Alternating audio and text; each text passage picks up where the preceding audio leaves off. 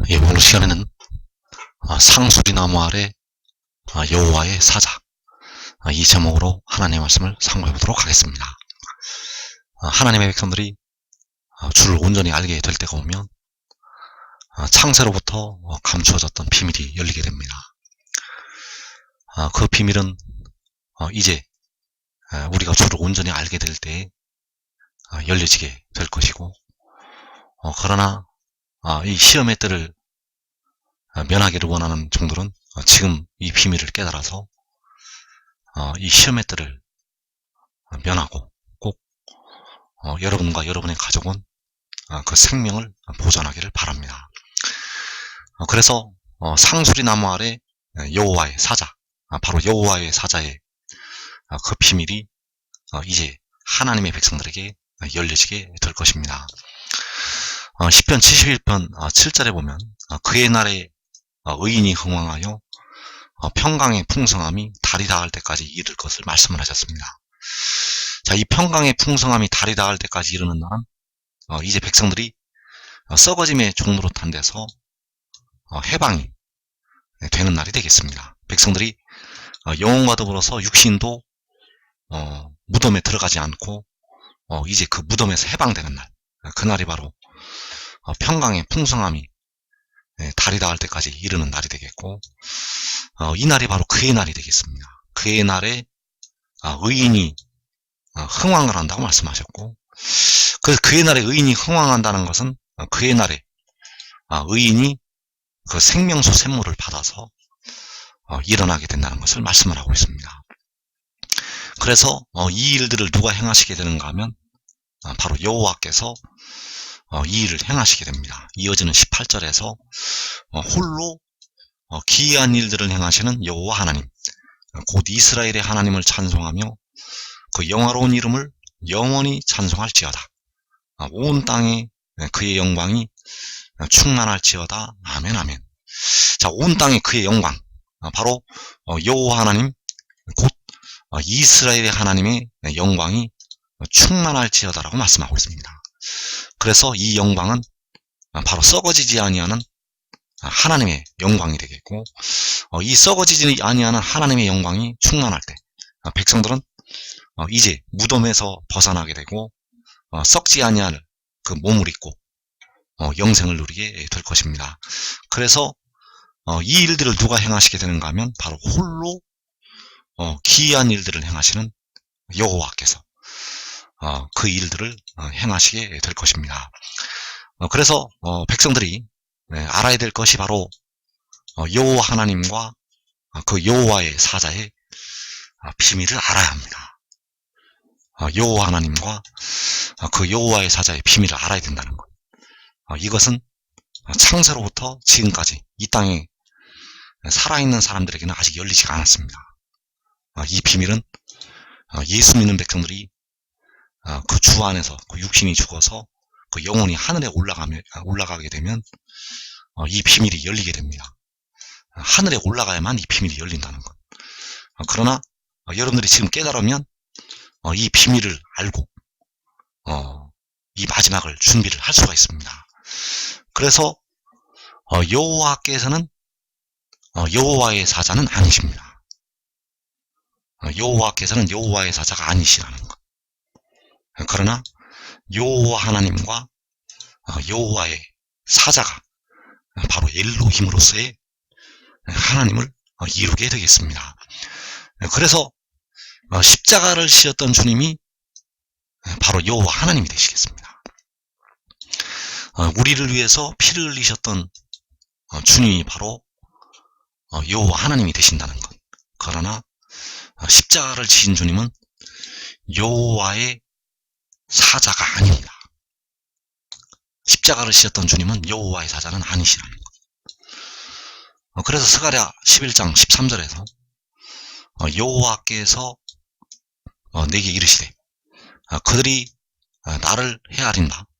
그 삭슬 토기장이에게 던지라 하시기로 내가 곧 그 은 30개를 여호와의 전에서 토기장이에게 던지고, 자, 여호와께서 그들이 나를 헤아린 싹이라고 말씀을 하고 있습니다. 여호와께서 그들이 나를 헤아린 싹, 그 싹이 바로 은 30개가 되겠고, 그래서 은 30개에 팔리신 주님이 바로 여호와 하나님 자신이 되시겠습니다. 그래서 십자가를 지셨던 주님께서는 바로 여호와 하나님이 되시겠고, 지혜가 바로 여호와의 사자가 되겠습니다. 지혜가, 그 잠언 8장에 나타나는 지혜는 바로 여호와의 사자라는 것. 그래서 여호와께서는 친히 십자가에서 그 피로 백성들의 영혼을 구속을 하시게 되었고, 여호와의 사자는 백성들의 몸의 구속을 담당하게 됩니다. 여호와의 사자는 백성들의 몸을 구속을 한다는 것. 로마서 8장 23절에서 바울이 우리가 곧 성령의 처음 익은 열매를 받은 우리까지도 속으로 탄식하여 양자될 것 곧 우리 몸의 속량을 기다리느니라. 자, 우리 몸의 속량은 몸의 속전 지부를 통해서 이루어지게 되고, 그 몸의 속량을 바로 여호와의 사자가 감당하게 되겠습니다. 그래서 여호와 하나님은 여호와의 사자가 절대 아니십니다. 여호와 하나님은 여호와의 사자가 절대 아니시라는 것.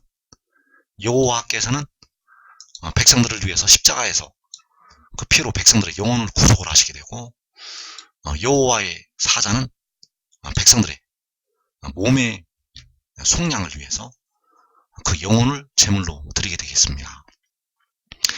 그래서 여호와의 사자가 바로 그 모세에게 나타나게 됩니다. 그 여호와의 사자가 모세에게 나타나게 된다는 것.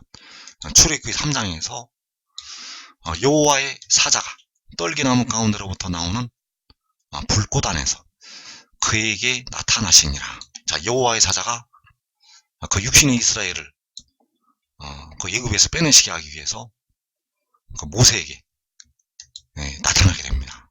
그에게 나타난다는 것은 바로 모세에게 나타난다는 것이 되겠고, 모세에게 여호와의 사자가 나타나게 되었는데, 여호와의 사자를 통해서 여호와께서 또 말씀을 하시게 됩니다. 12절에서 너는 이스라엘 자손에게 이같이 이르기를, 자, 너는 바로 모세가 되겠고, 자, 모세에게 이스라엘 자손에게 이같이 말하라고 말씀을 하고 있습니다. 너희 조상의 하나님 여호와, 곧 아브라함의 하나님, 이삭의 하나님, 야곱의 하나님께서 나를 너희에게 보내셨다 하라. 이는 나의 영원한 이름이요 대대로 기억할 나의 칭언이라. 자, 나의 영원한 이름, 바로 하나님의 영원한 이름은 너희 조상의 하나님 여호와가 되시겠고, 그 여호와께서는 바로 대대로 기억할 나의 칭언하고 모세에게 말씀을 하시고 있습니다.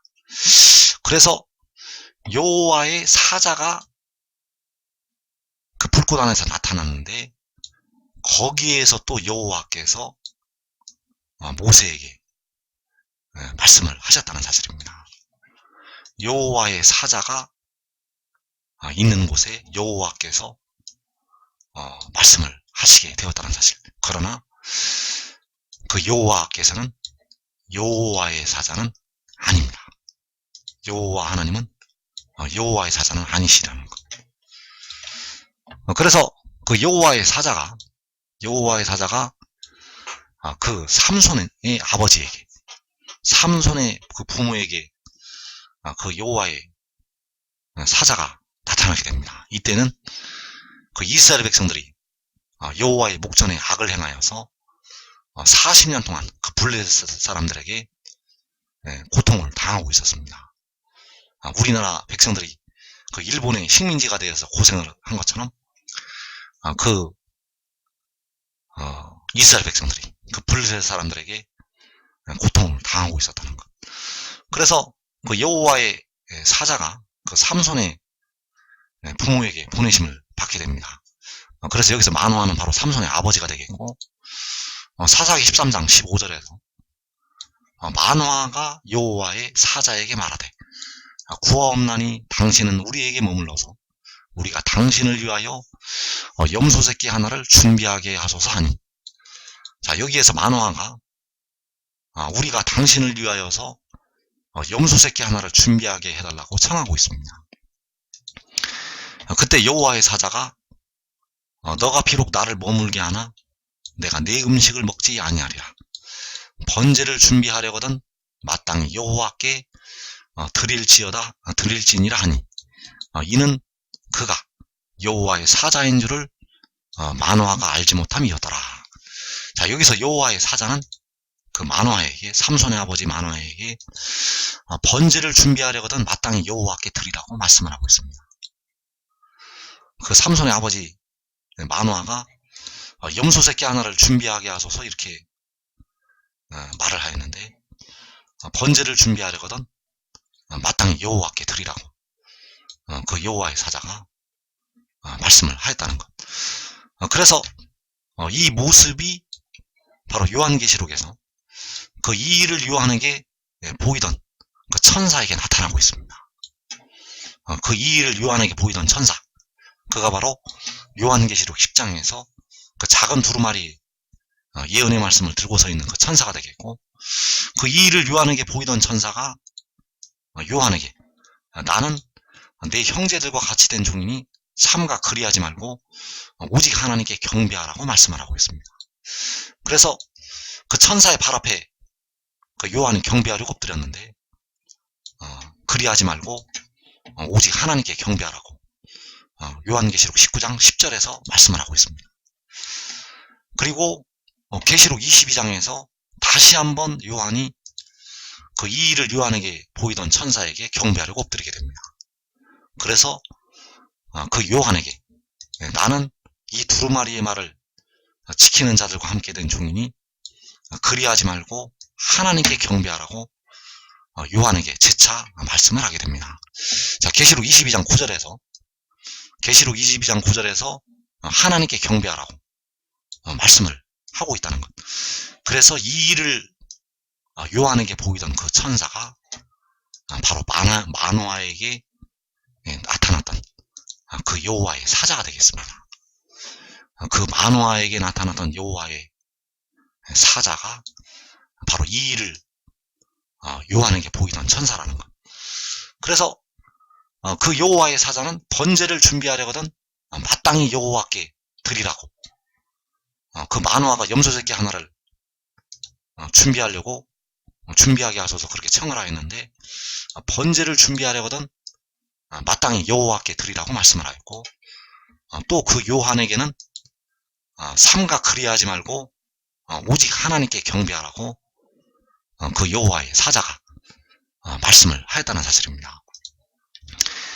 그래서 그 삼손의 아버지 만화는 그 염소 새끼 하나를 바로 여호와께 드리게 됩니다.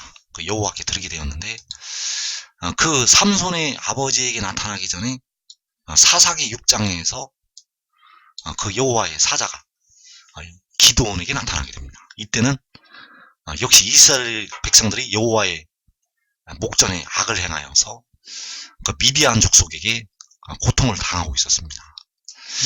그 미디안과 이방 족속들에게 고통을 당하고 있을 때 여호와께서는 기드온에게 여호와의 사자를 보내시게 되고, 그 여호와의 사자가 기드온에게 나타나게 되었다는 것. 그래서 사사기 6장 11절에서 여호와의 사자가 아베셀 사람 요아스에게 속한 오브라에 이르러 상스리 나무 아래에 앉으니라. 자, 여호와의 사자가 상수리 나무 아래 앉게 되었습니다. 그때에 요아스의 아들 기드온이 미디안 사람에게 알리지 아니하려 하여 밀을 포도주 틀에서 타작하더니, 자, 미디안 사람이 알게 되면 그 밀을 다 빼앗아 가기 때문에 몰래 그 밀을 포도주 틀에서 타작을 하고 있었습니다. 그 기드온이 타작을 하고 있는 그곳에 바로 여호와의 사자가 그 상수리 나무 아래 그래서 그 여호와의 사자가 상수리 나무 아래에 앉게 되었는데 기드온이 가서 염소 새끼 하나를 준비를 하게 됩니다. 자, 아까 삼손의 아버지 마노아가 염소 새끼 하나를 준비하게 해달라고 청을 하였었고, 자, 이번에도 역시 기드온이 사사기 6장에서 염소 새끼 하나를 준비하고 가루 한 에바로 무교병을 만들고 고기를 소쿠리에 담고 국을 양푼에 담아서 상수리 나무 아래 그에게로 가져다가 드리매. 자, 상수리 나무 아래 그에게로 가져다가 드리게 되었습니다. 자, 아까 여호와의 사자가 상수리 나무 아래에 앉게 되었고, 그 상수리 나무 아래에 앉아있는 여호와의 사자에게 가져다가 드렸다는 것. 그래서 이때에는 이스라엘 백성들이 그 여호와의 목전에 악을 행하여서 하나님의 진노로 그 이방 민족들로부터 고통을 당하고 있었습니다. 바알을 섬기고 아스다롯을 섬기고 다른 신들을 섬기고 우상을 섬기는 그 백성들에게 하나님께서는 진노를 하시게 되었고, 그 진노로 말미암아서 심한 고통과 괴로움을 겪고 있었다는 것. 그런데 상수리 나무 아래 앉아있는 여호와의 사자에게 염소 새끼를 드리고 무교병을 드리고 그 국을 드리게 되었다는 사실입니다. 그렇다면 여호와의 사자가 여호와 하나님이 아닌데, 여호와의 사자가 여호와 하나님이 아닌데 왜 이 염소 새끼를 여호와의 사자가 받게 되었는가?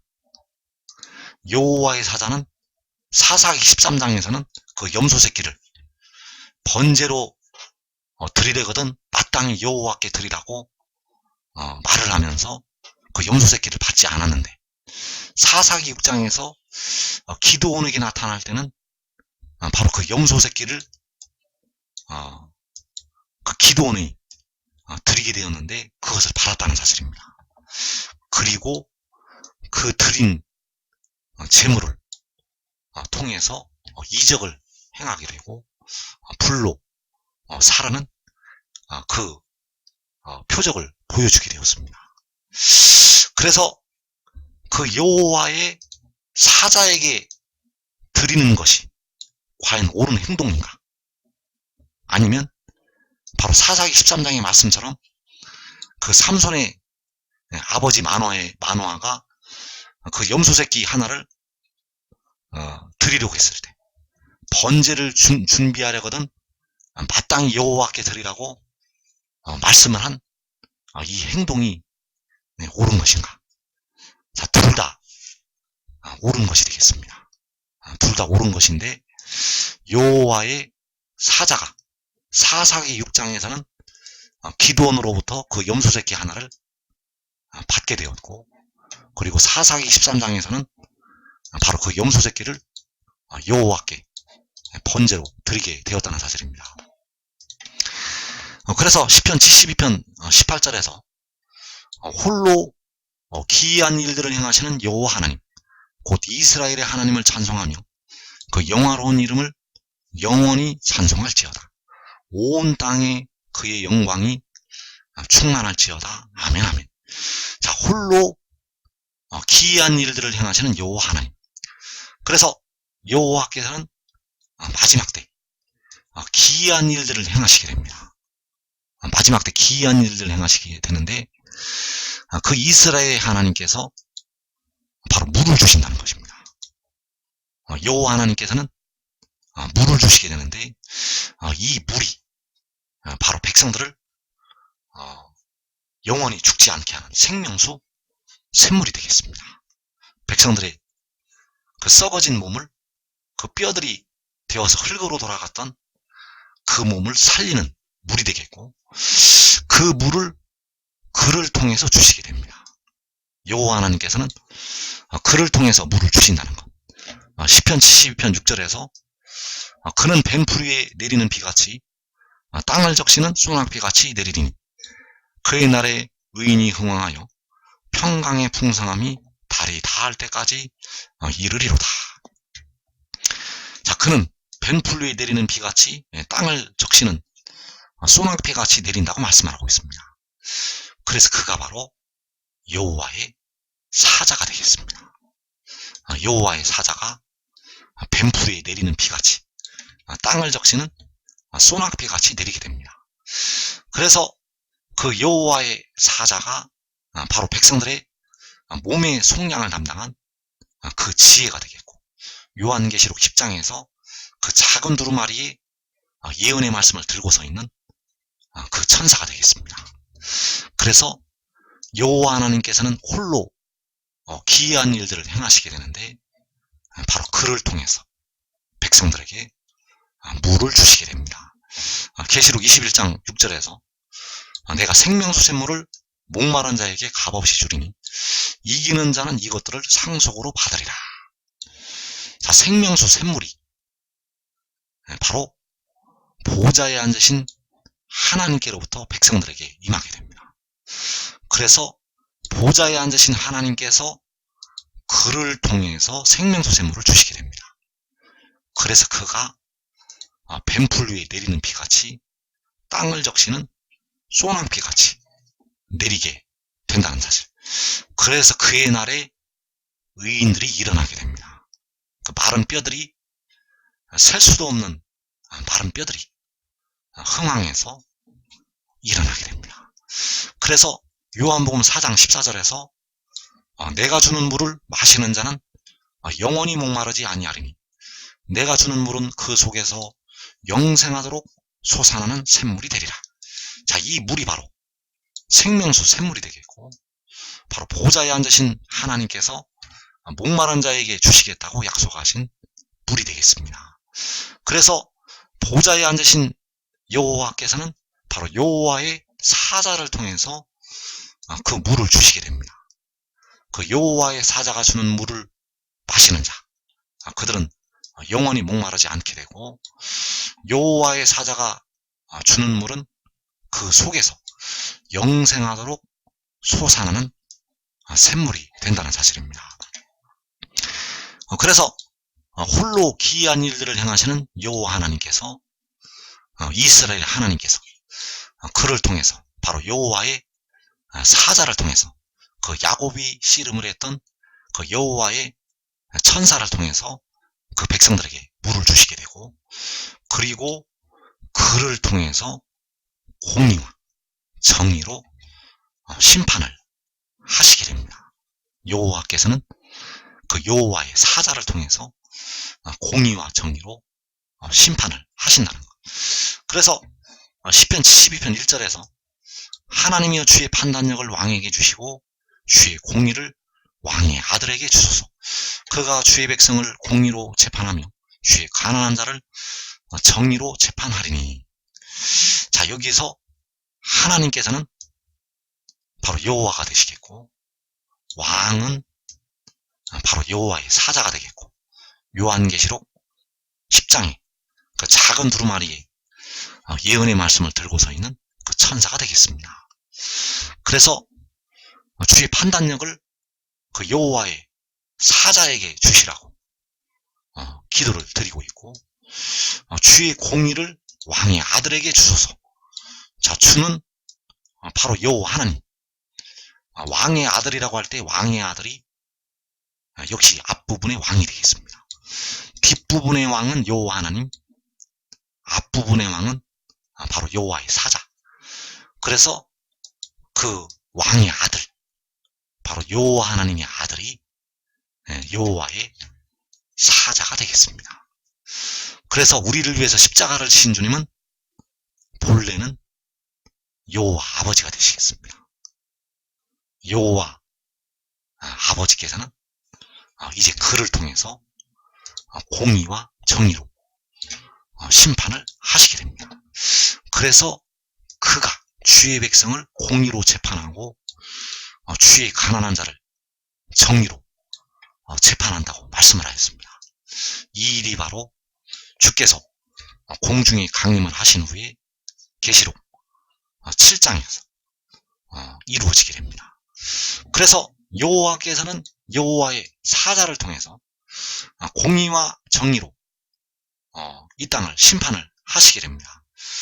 그때에 바로 세계 열방을 그 공의로 통치를 하게 된다는 것. 이어지는 8절에서 그가 바다에서부터 바다까지와 강에서부터 땅끝까지 다스리리니 광야에 사는 자는 그 앞에 굽히며 그의 원수들은 티끌을 핥을 것이며 다시스와 섬의 왕들이 조공을 바치며 스바와 시바 왕들이 예물을 드리리로다. 모든 왕이 그의 앞에 부복하며 모든 민족이 다 그를 섬기리로다. 그래서 계시록 7장에서 모든 왕이 그 앞에 부복을 하게 되고 모든 민족이 다 그를 섬기게 되겠습니다. 그래서 이때 그가 바로 여호와의 사자가 바다에서부터 바다까지 강에서 땅끝까지 다스리게 됩니다. 그래서 그 여호와의 사자가 계시록 10장에서 그 오른발은 바다를 밟고 왼발은 땅을 밟고 요한에게 나타나게 됩니다. 그 오른발이 바다를 밟는 것이 바다에서 바다까지, 왼발이 땅을 밟는 것이 바로 강에서 땅끝까지 다스리는 것이 되겠습니다. 그래서 여러분들이 이 비밀을 깨닫고 지혜를 따르면, 여러분들이 여호와의 사자를 따르면 여러분은 이 땅에 임하는 4분의 1이 죽임을 당하는 환난을 면하게 됩니다. 여러분 한 사람이 지혜를 따르면 여러분의 가족의 생명까지 보전을 하게 되고, 또 작은 자가 천을 이루고 약한 자가 강국을 이루어서 그 바닷가의 모래와 같은 많은 백성들을 열매로 맺게 될 것입니다.